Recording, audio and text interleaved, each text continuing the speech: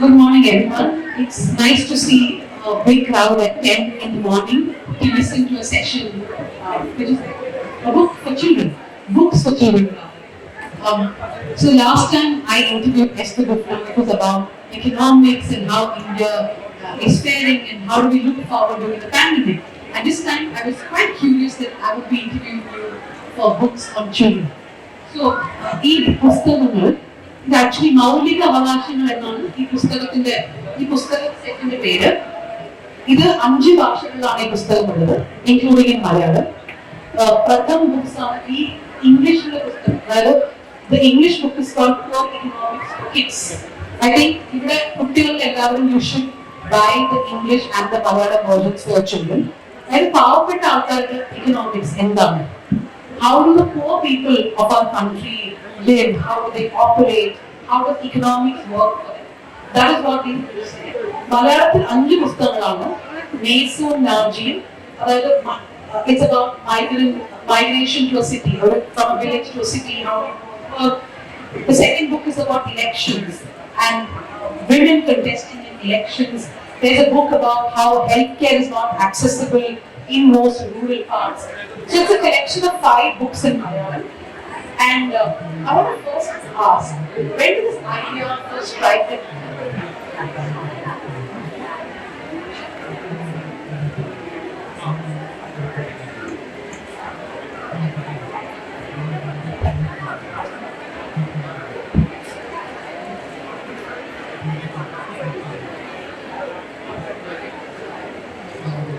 Yes. We'll just do the launch of the Malayalam book. I invite Mr. Ravi of DC Books. മൗലിക അവകാശങ്ങൾ Nobel ജേതാവ് ester ദുഫ്ലോ രചിച്ച പുസ്തക പരമ്പര, ചിത്രങ്ങൾ ഷൈൻ ഒലിവിയർ, വിവർത്തനം ജെ ദേവിക. ബുക്ക് ലോഞ്ച് ആണ് ഇപ്പോൾ നടക്കുന്നത്.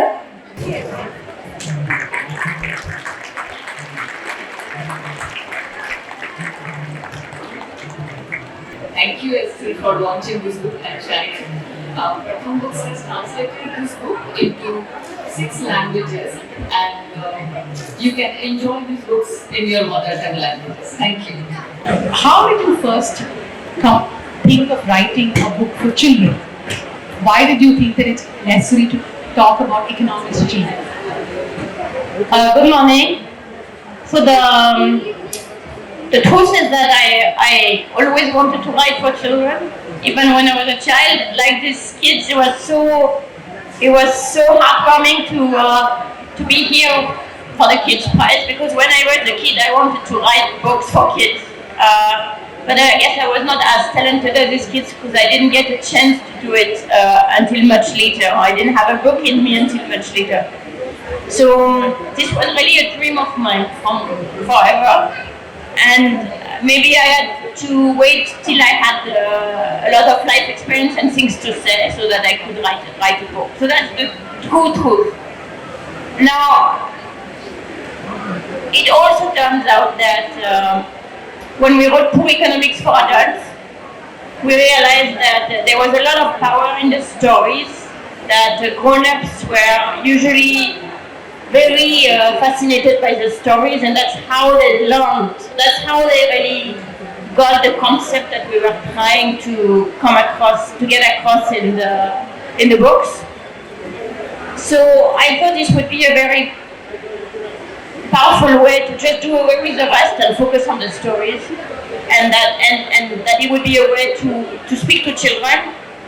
Children are wonderful because they don't have very many preconceived notions yet. So you can really tell them things that are more subtle and more true, without having first to undo all sorts of prejudices they have. So that's why I really wanted to write for kids always. So the books actually talk about life in a village, and though it's a children's book, I think adults also should read it because there are lots of nuances of economics which comes out in the book. How did you choose the topics, and why poor economics for kids? Because I know that there are 5 different topics that you deal with in the Malayalam books, but why did you zoom in on this topic, which is poor economics for kids? So about 15 years ago, we wrote Poor Economics for Adults, or Poor Economics with Abhijit Banerjee. And roughly speaking, those are the key area of life, not just of the poor, but of everyone. Going to school, issue with health, issue with nature and the environment, labor market, going to the city to work, elections, politics. These are the accidents, disasters, natural disasters. These are the type of issues that everyone is confronted to at a moment or another in their lives. So these are the key issues on which economics for adults got written. And then very naturally for economics for kids follows the same kind of major themes and the chapter. The only difference with respect to economics for adults is that in the meantime we've learned the importance of the environment, of climate change, of nature, so there is a bit more of that in this series. So I want to just come to the illustrations, but first tell me what is your this deep connection with India, because in the introduction the compere also said that. So just tell us what has been your connection with India been? So, hi everyone. I think the connection is very much made through Esther and Abhijit that I met 7 years ago now. I first came to India with them. This is where I got to know them, got to know their kids, and get to work with them. So we worked with Esther on the series Pro Economics for Kids, but I also work with Abhijit Banerjee on 2 cookbooks now, one in 2021 and one in 2024, which we just released. And we do a series of columns on economics and food every month in Times of India. And actually the topics are very often very similar to the ones that are in Pro Economics for Kids. And I've been coming to India very regularly. I love coming to India. I love learning more and more things every time I come. So I presume this book is meant for people across the world, right? It's not just for India. Now if you see the illustrations of this book, I don't know if you can see it from there. It's basically എല്ലാ രാജ്യങ്ങളിലെ ആൾക്കാർക്കും വായിക്കാനുള്ള ഒരു പുസ്തകമായിട്ടാണ്. For Malayalam, for example, a character becomes Omana in Malayalam. I'm sure in other languages the names of the character changes. But the illustration, I feel like it has a very global thinking towards it, right? So how did you decide on the illustrations itself? So that was one of the first questions I asked Esther when she first presented me with the stories. I asked where are the stories located, because as an illustrator I need to know what to draw, how to draw the clothes, how to draw the houses, how to draw the skin types, how to draw the vegetation. And the first thing that Esther told me was that since she works all around the world, the books should be happening all around the world, and we don't want to locate them very specifically. So as an illustrator, that poses a great problem, because what you do usually is that you go get references, you copy from images, or I guess from your own travel, you just copy what you see. So I had to imagine a whole universe for this series out of nothing, or at least out of no particular reference to a specific country.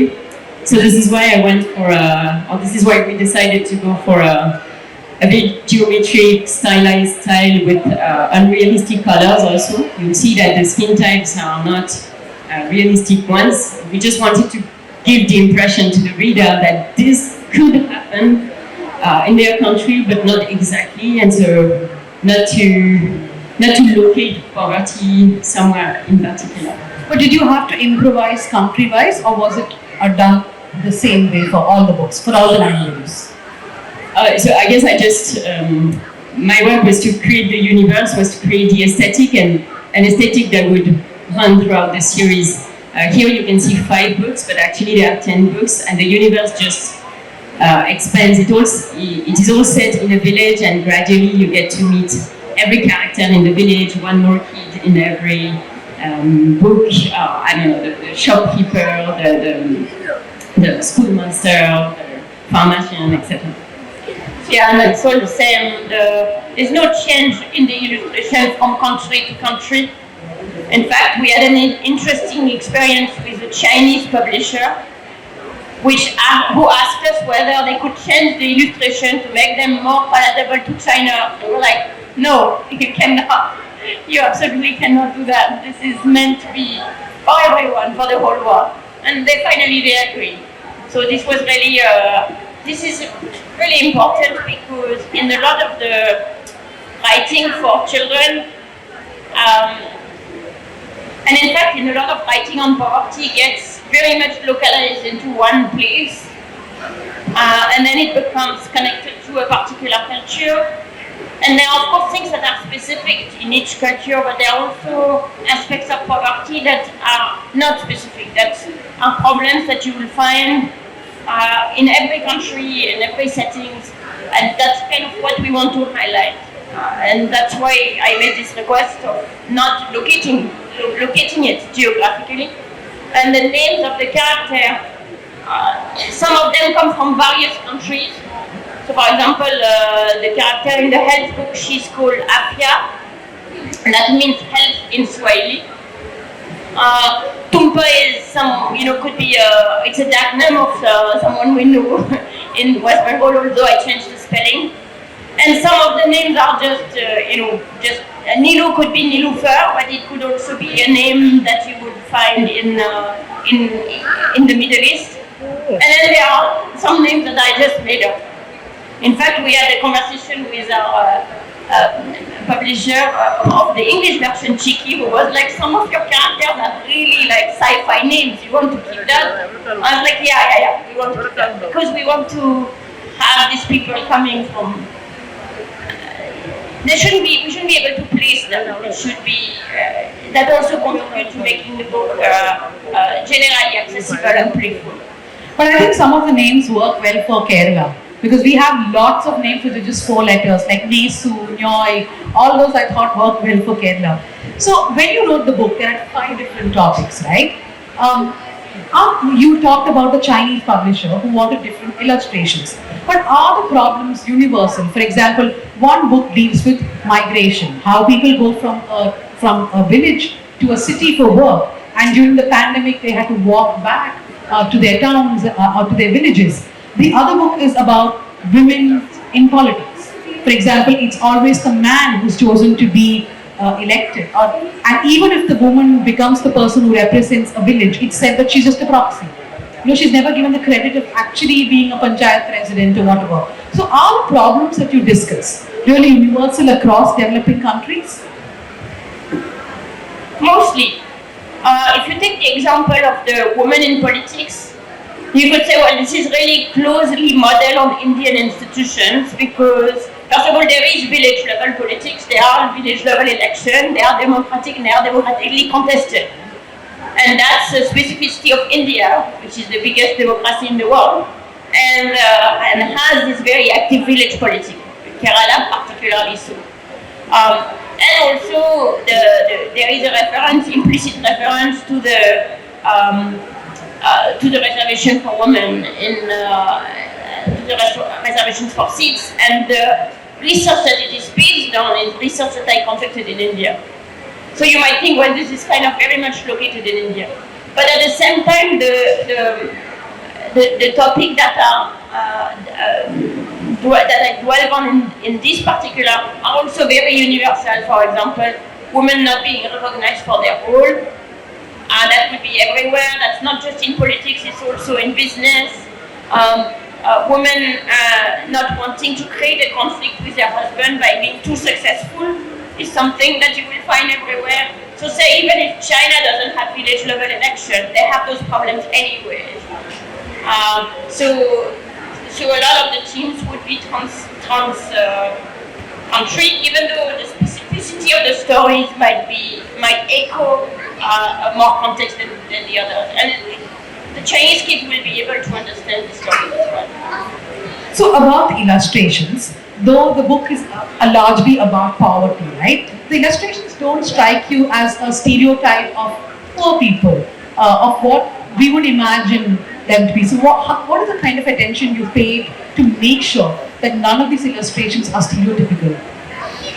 So I think that was also one of the reasons why Esther decided to work with me in the first place, was that my visual style was already very playful, very with a lot of color, with a lot of bright colors. My characters are always very vivid. So that was something that existed before, and I think she also decided to precisely react to a more miserabilistic view of poverty, which is, in graphic terms, often represented with shades of grey, a dark palette with characters being tired, being being harassed by life. So what we wanted to bring up in this series of books was the sense that the life of those characters is not just about the fact that they are poor, it's also about what they do in their daily life. Sometimes they also invite people to come for tea, and in the storyboards we made sure that there were such moments, that the stories are quite short, 32 pages, and we really wanted the books not to be a series of painful moments or hard times, rather than sometimes something is blocked, the characters are then moved to find a solution, sometimes they block again, or sometimes they find another way out. But in the meantime, the kids are having some kind of fun, the adults are, inviting, helping each other. And I think I really wanted to bring this sense of a life that is not just reduced by poverty. That was something very important. So if you read the book, everybody is very colorful. All of them are wearing colorful clothes, and there's a lot of friendship in the book, right? There's a lot of friendship and there's a lot of kinship.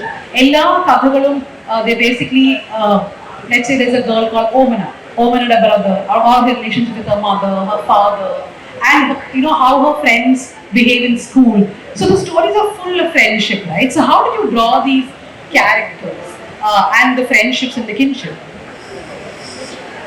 So I think that's the wonderful thing about writing not one book but 10 books. So in total there are 10 books. These are the first 5 that are published in Malayalam. There are 10 chapters in the English version. The next 5 will come. When you write one book, you have to be very quick to the point. But if you write 10 books, you have time, and these 10 books with the same character coming back from book to book.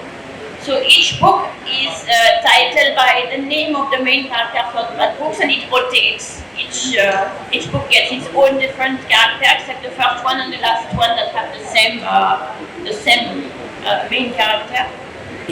And there are about a little over 50 people total in this book, and we know them very well. Cheyenne, me, our French publisher, we are very well acquainted with them. We know much more about them than are in these books. Their different quirks, their character, etc. And because you find them from book to book, then exactly as Cheyenne explained, in the margin of the story, you have time to develop those relationships. And this is really essential because one of the things that we tend to forget is people are people first of all, and poor people are people first of all. And some of these books will be these books were initially written in French for French kids who have never gone to one of the countries where this is happening, although they do see poverty in France as well. And we want to make very clear that there are some issues that are very different in the life of these kids who live far away. And some that are very similar to your issues, not fitting at school,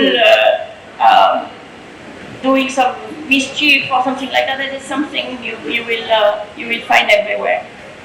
And what we are hoping, and for us it's very important that these books are now translated in the Indian languages and through Pratham books circulated to kids in villages, is that they're also written for the kids who live this life. So we are not going to try to, send back to them a mirror saying this is like, that's the life you have, it's really sad. We want to send them and show them stories that they will, find interesting and fun, and they will recognize themselves in those people. One of the things that Cheyenne has had a very experience with is for kids who in France have experienced, for example, migration. She did workshops with migrant children in France. And we didn't miss them, at least I didn't think of them when writing the book, but they see themselves in the story of Naji and Nezo, even though the story is very different because it's going from rural area to the city in the same country. A lot of what goes on with the displacement and the uprooting, but also the strong bonds that are created, they find themselves in this. And unless you have that shared humanity in writing a story and a book, then it will turn into a form of lecture, which is what a lot of kids' literature on these serious topics become. And that's really what we wanted to avoid at all costs. I think on that topic, I think we also, in our mind, when we created the story, we thought of children still reading with parents, so or learning how to read, so between 6 and 8, 9. In India, the English translation is aimed at older children, and I've done workshops with much older children actually, who could relate to the story but at a different level. They could understand also in the French edition and in the English edition there is a non-fiction part, so they could also relate to that and connect to that. And but I think we also try to put in those stories a lot of stuff of every age. So that I also did workshops with much younger children, 5 or a bit under, and they did not really get all the points about poverty, but they could relate to the characters, to what was happening, just the fact that it's a story after all, and there is a plot, there are different places. So we also try to think of the books as being pleasant to read in themselves, because that seemed to us to be a key, not just a book to read because you have to learn about this topic and you have to be interested in that and you require knowledge. It's also meant to be just a pleasant reading. So though the book is supposed to be for children, I am not joking when I say that adults should read it too. In fact, there's one story where a child gets malaria, and I was really trying to finish the story because I wanted to know if she's going to get the medicine for malaria. And the book has very deep topics. For example, it talks about displacement, it talks about migration, it talks about very deep-rooted issues like inequality. There's one chapter on migration where what I really liked is that the guy who analyzes migration, he writes down 7 different reasons why the migration may be happening or not happening. And I was very curious as to what would he finally, like there was A, B, C, D, E, F. So I was thinking, what is the actual problem? Why are people going to cities or not going to cities? So you also have that one text portion of this, right? Where later you analyze, but that would not be for 8 to 9-year-olds, I'm assuming, it's for bigger kids. Yeah, so what's a very interesting aspect of this book, and I would say very gratifying, is that I think what Cheyenne had in our system were those stories. Some of these stories I have dreamt up years ago, before I met Cheyenne, before I had an illustrator or even a notion of the project. I had a couple of the stories in my mind because they were stories of people I have met. And then I had, in my heart, I had fiction that I made up. So for example, the Afia story about the father mixing up the medicine, I have known for a very long time that I wanted to write this story. So initially we had these stories in mind and we thought the story could live for themselves. When we started working with the publisher in France, she thought that the books could be targeted to, the stories the way they were and illustrated the way they were, could be targeted to young children with their parents. But for that we needed an essay for the parents. So in the French edition we have an essay for the adults. And then when we were working with Chiki for the English edition, she thought the book could be addressed to 13, 14, 15-year-olds reading alone, and that we should write essays for them. So I rewrote all the essays for them. So the essays in the English version are shorter essays for the kids themselves. And then we read Pratham books. So the books were perfect for 7-year-old, 8-year-old who are starting to read confidently and as a reading material, not as a. So they are, if you're not familiar with Pratham, graduated reading different level 1, 2, 3, 4. This is a level 3 book. So that is a book that a kid can read by themselves if they are at level 3, which means reasonably confident in reading. So maybe a second grader or third grader. And to me, this was so great that everybody had a different views about who the ideal public was for the book, because I do think that those views are all correct in the sense that there is enough flexibility in the stories. They are both, we hope, fun enough that they can attract a young kid for the story itself or for the character, and then have enough of degrees of reading that older kids can understand what we are trying to do and be interested and taken by that, and reassuring enough that parents, even parents who have no experience with poverty, like French parents, for example, feel that it is something they can read and discuss with their child. So what you said is very interesting, right? People who have no clue about poverty. Like being a journalist, I felt that for the first time that the mainstream media in India spoke about migrant laborers was when the pandemic happened. Till then, we would like, for example, Kerala. കേരളത്തിൽ നമ്മൾ എപ്പോഴും പറയുന്നൊരു കാര്യമാണ് മറ്റുള്ള സംസ്ഥാനങ്ങളിൽ നിന്ന് ഇവിടെ work ചെയ്യുന്ന ആൾക്കാർ ഇപ്പോൾ നമ്മുടെ ഹോട്ടലുകളിലായാലും in lot of places there are people who come from North Indian states who work here, right? And we have never looked at them as a story, as people who live amongst us. Most of the reporting is based on crimes which happen or some sort of policy which is announced, but we've never looked at them as humans and their human stories. And the pandemic was perhaps the only time that the conversation happened. So do you believe that inequality, India has a huge problem now where we are seeing our inequality rising, right? That we are not having enough conversations to understand the burgeoning inequality in our country? I don't think that's a uniquely Indian issue. There is really a very strong tendency for every human being, in a sense, to lock themselves up in their very narrow bubble and to consider all issues from the perspective of that narrow bubble. And even when you're interested in issues like inequality or poverty or migration, to be interested in this as a kind of at a social scientist level or amateur social scientist, looking at policies, looking at deep roots, but never really going to thinking about the people who are involved as fellow human beings first and foremost. And that leads to all sorts of misunderstanding and prejudices, because we tend to approach problems with this narrow view. I came to economics very much with those prejudices and misconceptions, and a lot of my career has been working with partners on the ground, working with people on the ground to try to rid myself from this. So if we can, then these books can be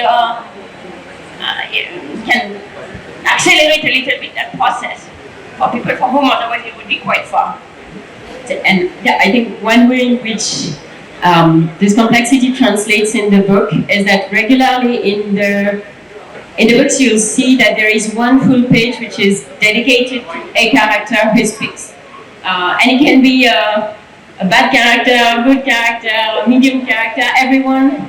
We try to make so that every character speaks or expresses its opinion, and often it's a contradictory opinion, or it will contradict something that was said by another character. And we try to play very much with those contradictions throughout the book, so to make sure that this sparks something also in the reader's mind, that we can also think in this way about this situation, that we don't try to solve everything, but we try to at least plant as many questions as we can in the books. So Esther was saying that for French children who first read the book, they could not sort of imagine the poverty, right? Because that's not something they see. You grew up in France, I assume. So for you, how was visualizing this? Was it your travels which helped or something you watched? I think the travels, I come from a rich region in the Basque Country. So I think the first time that poverty, as in homeless, people struck me was when I went to Paris, where you see homeless people on the ground. I was living on the outskirts, so that is when it struck me much because it's very visible. I guess also when I came to Cambodia, around 14. But I don't remember reading books about it or reading many books about it. And since then, I'm part of my job. I'm doing a PhD on this question. And when we started the books, I wanted to be very serious at least on my side, on the illustration side. So I started a PhD where I look at what is available in France about poverty in terms of children's picture book. What is a vision of poverty that French children have access to? Is there diversity there? And most of these books are about the poverty that you can see in France, about homeless people in the streets and how the kids relate to them and the questions that they are asking about them. And there are much fewer books about poverty in other countries and other kinds of poverty. So I guess it's also a project that I thought was very important to do to fill a hole in what is published in France and maybe what is published all around the world. Does anyone here know of any other book which talks about poverty to children? Do you know of any book? One of the books that I remember while reading this is my former colleague Soumya had written a book about Ambedkar. It's for children, and the book is called The Boy Who Asked Why. So it shows the life of B.R. Ambedkar, and it explains caste as a concept of a ladder. So basically, when you're born, some people are born in the lower part of the ladder, and the other people on the top part of the ladder. And the book talks about this boy who asked why I'm in the bottom rung of this ladder. So this book explains very tough concepts for children, right? Before I digress a little bit to economics in India, I want to ask, what are the reactions that you have got from children across after reading the book? Do they understand these concepts? Yeah, I think Cheyenne spent more time interacting with many kids through workshops, so I'm going to let. I think it really depends on the age. On workshops with 9, 10, 11 and above, they clearly understand the concepts, and a lot of the time they spend weeks before the workshop, they spend time with their teacher to talk about the issues, their questions. But I guess my limitation is that I'm an illustrator first, so I talk to them about what does it mean to illustrate poverty rather than the concept. We did a workshop together, so I guess there we spread the. I think for the very young children, a lot of the time they'll skip a little bit the most complex part. They will focus on the characters, and as you said, the characters are links to each other, the fact that they are friends and they are not friends anymore, they are fighting, or they are living, or they are sad. So that's what they relate to the most.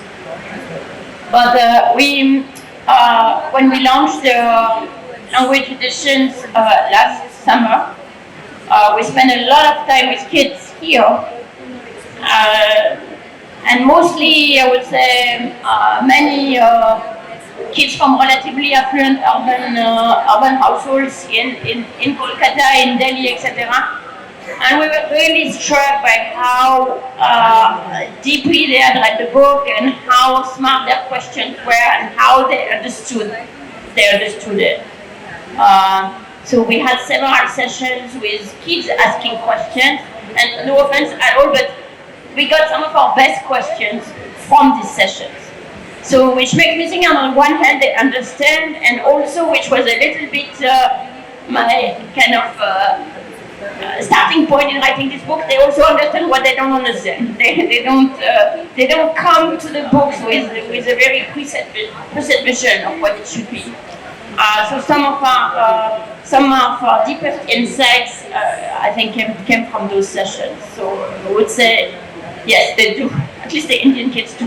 But on the other hand, sometimes in France, when we did the first promotion, we had radio sessions with kids asking questions, or even during that workshop. And sometimes the questions are, why do the poor have houses in your book? Because they think of poverty as being the French kind of poverty, which is homeless people. So they don't picture someone who is in poverty to have a house, no matter when the house is built or something like that. Or I remember one time we had this radio session and they asked us, why are they smiling? Why are they happy? Or aren't all the poor dirty or things like that? So at some point I remember also that it struck us that they also had very, very strong prejudices, but maybe mostly on the French side. I had a lot of doubts reading the book. Like, I did not understand why the doctor was reluctant to give the medicine. That part, I have lots of book doubts which I'll ask you later, but do adults, like I have a son who's a teenager, do you believe that as parents, as adults who are all here, people do not talk about privileges to children? Like, what is the privilege that we have as a person with economic resources, when it comes to religion, caste, gender, that we don't talk about privileges to children enough, and they're very sort of oblivious to it. I think it comes back to your ladder question. You know, people who end up being born on the top of the ladder, they don't ask why.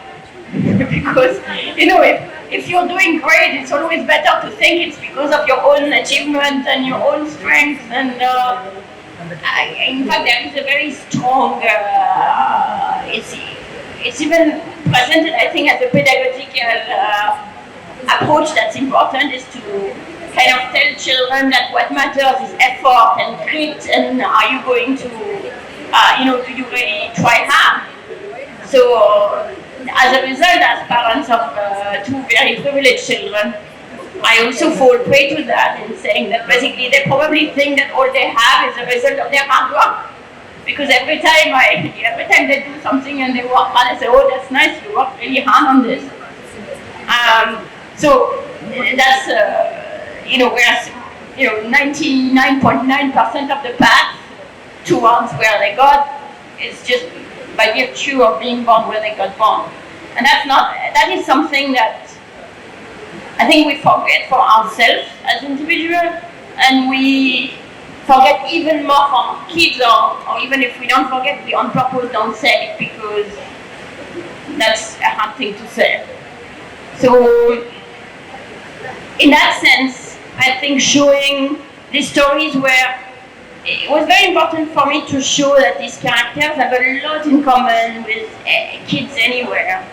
They have some of their problems are different, but some of their problems are very much the same. And their dreams and what they want to do and how they approach problems, and they are neither helpless nor are they heroes.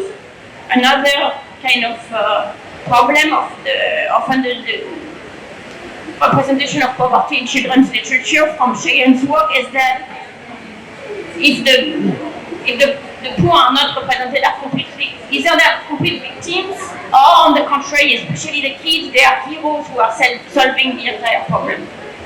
What was very important also to show us, no, the children are part of a society, they can have ideas, but they work together.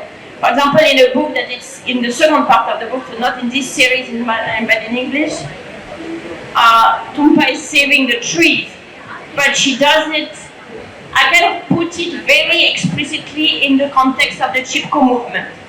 And I've seen that Ram Guha is speaking later this afternoon about Indian environmentalists, and explaining how there is this long tradition in India about an environmental movement, and actually he worked a lot on the Chipko movement, which is where I first learned about it.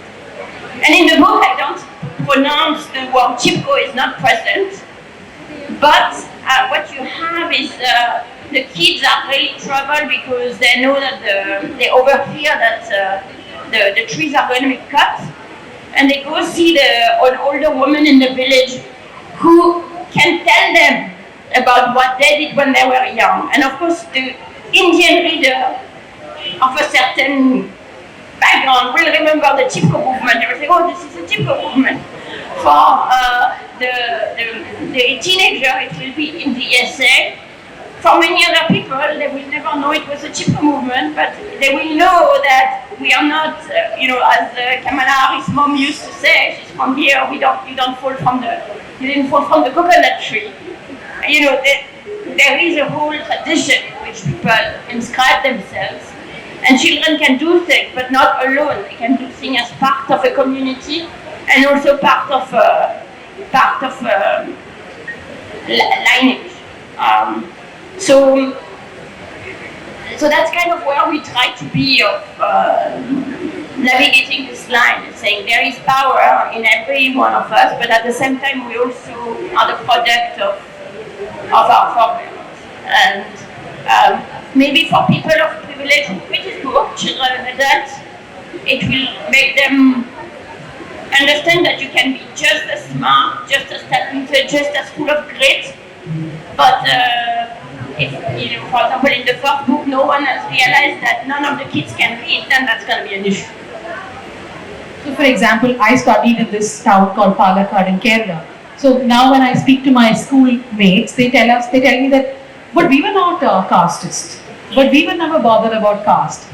So now when I think back, I realized that we were casteist because my whole group of friends are upper oppressor caste, because we always knew how to come together, because we were never told about our privileges, right? So I feel at some point, would you think of writing books which are very specific to countries? Because in one country, maybe race is a problem. In another country, caste is a problem. So would you think about that? No, that's not really, it's really not it's kind of not the way I approach my work. My work at the same time is hyper-local because we do field work, we talk to people, we run experiments with partners, so it's always localized somewhere. But on the other hand, especially in kind of greater audience book, the nature of my work is to extract some lessons which I think are broader than a particular culture or structure.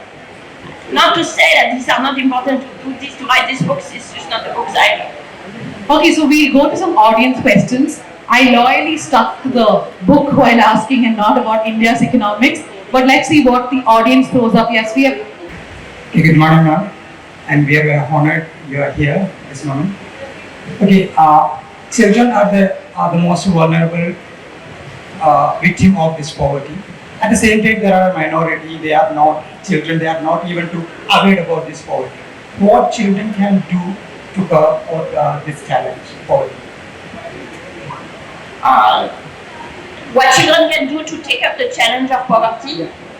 So, in a way, the way we try to approach this is that very much like, this is a very broad and tough question if you ask it at that level of generality for children and for adults.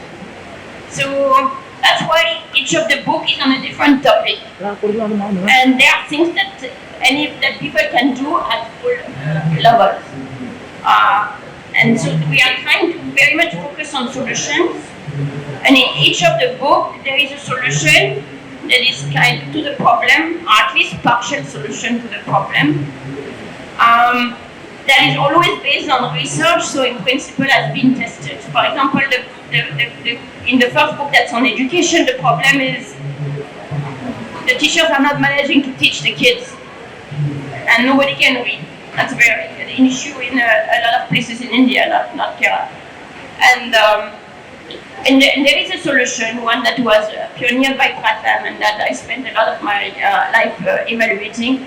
So I present this solution. And here, kids are involved in this solution, older kids, the brothers and sisters.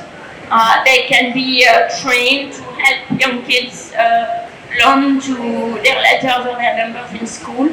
and contribute. So that's an example. But you really have to go example by example, because if you tell the kids, well, no, now you go and you save poverty, or you go and save climate change, what are they going to do? I mean, you have to be a little bit more concrete than that. Yeah, thank you so much, Esther, and welcome back to India again. I come from the financial inclusion sector myself, work with Women's World Banking, CGAP, etc. What I find so interesting and, shall we say, grateful about your book is that it can be adapted into a capacity building product. I have used some of your illustrations, Cheyenne, thank you so much, because we find so little to translate concepts across languages, and in India it is a very complex situation. So even your Chipko movement reference, we caught it, and so we are adapting things from the north to explain to children at orphanages and homes for girls in the south, because they did not know about the Chipko movement, which is in their own country. So thank you so much, so very much. I also feel that this particular product is also a very good capacity building instrument for teachers.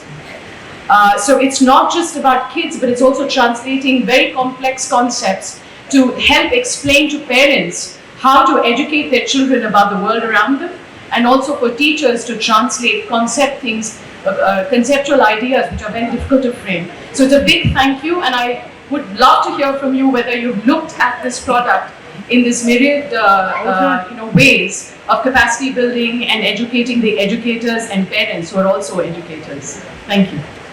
Well, thank you so much, and that gives me the opportunity to thank Pratham Book once more for taking books that were in French and in English and translating them now into 6 different Indian languages and inscribing them in the context of the literacy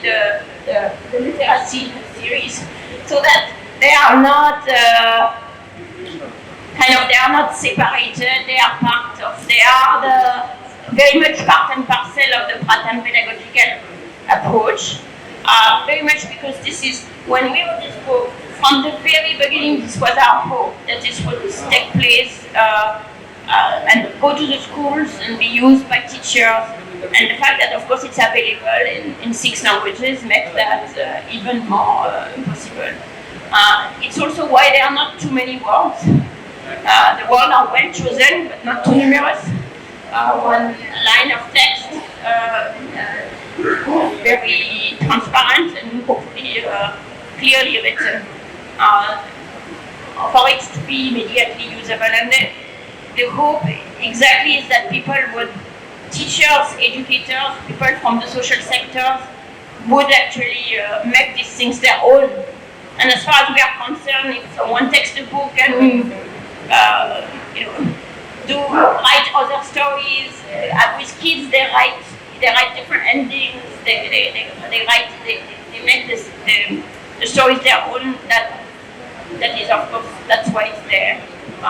But it was really, I think it really is a game changer that they are available in all these languages, and that's not something we would have been able to do. And they're also available in soft copies, cheaply produced, so that they can be widely circulated, which is what. And in other countries, we are trying something to do something similar. Good morning, ma'am. Such an honor to meet you. So I'm currently a student from IIM Calicut. So one of the things that really got me interested in economics was reading your book, The Poor Economics. And I know this question is digressing a little bit, but it's directly linked to poverty. So mostly poverty, I mean, what really struck me about that book was that poor people remain poor because they make poor choices. So how do we actually nudge these people to get out of that poverty trap through your work? Well, everybody makes poor choices, but a difference between poor and rich people is that rich people are protected from themselves. So the richer you are, and the more, in a sense, you're on rail to do roughly the right thing. So if you are richer, typically you're working on a salary, so there is automatic saving for you. Maybe the salaries come with provident fund or a pension, maybe with health insurance. So before you even get up in the morning, you've already saved for your retirement, you have your health insurance taken care of, you have some implicit savings built in because you're paid only once a month, and so on and so forth. Whereas if you're poor, especially if you're in the poor countries, you are typically self-employed, you carry all the risk of your activities, you're paid whenever you get paid, so you have to take care of all of this yourself. So it's not that the poor make poor choices, it's because, in a sense, they make more choices because they are less protected by this. And in the books, we have some reference to that. For example, so if you're poor, it's very difficult to save because you don't have a good saving instrument, you don't have a good place to save, and then even if you want to save, something always comes in the way. So one of the ways that we saw people saving is by constructing their houses little by little. So in the book we have a house that's been built like that, brick by brick, to explain that. So how do we get out of it? Well, in part by recognizing that it's an issue, and therefore we should try and do everything we can to create the same type of scaffolding for poor people that the rich people have. So proper social protection system, for example, health services that are available, all of that makes, to sort of, so that the people who are born at the bottom of the ladder also don't born with many more things to take care of even before they can start their day. I'll send the book to you, the Ambedkar one, the ladder one. We'll take 2 more questions and we'll close the session. Yeah. But I just want to say that capacity building, the book is for everyone. Adults who don't have to teach children also should read the books. Yeah, good morning, ma'am. I'm an undergraduate student in economics, and you were talking about the obliviousness of the privilege towards poverty, and which reminded me of a full-grown university student telling me that the poor are poor because they don't work hard, which made me very frustrated. And I remember remarking to my friend that I would like to write a book for children which answers why poor people are poor. And I was so excited to see that you came up with it and did it. So very huge thanks for that. I'm very excited to go on and read the full stories. My question is very basic but a very genuine one. As someone who wants to do something very similar to bring social issues in an engaging way, to present it in an engaging way, what advices would you give me as a beginner? You want to write about these issues. You want to write about these issues in an engaging way. Well, I think the biggest advice is don't be shy, do it. It's like there is one of the things that we've discovered from Cheyenne's work is that there's plenty of space. There's not that much that's written on these issues, even with our books, and not that much that's really particularly good. So there is a lot of space to do things. That would be my first advice. But I would apply to most things. Like if you really want to do something, do it. I think it works for a lot of different things. The second thing is that it did help me to write these books after I had spent a lot of time researching these topics. Somehow you have to. It's not something you can teach yourself along the way. Especially if you want to write for kids, you have to arrive with a lot of notions about what you want to say and what you want to avoid. And some of them share with Cheyenne along the way. And I'm sure we made a lot of mistakes, but we probably would have made more if I had not had a pretty long experience researching and spending time on this topic.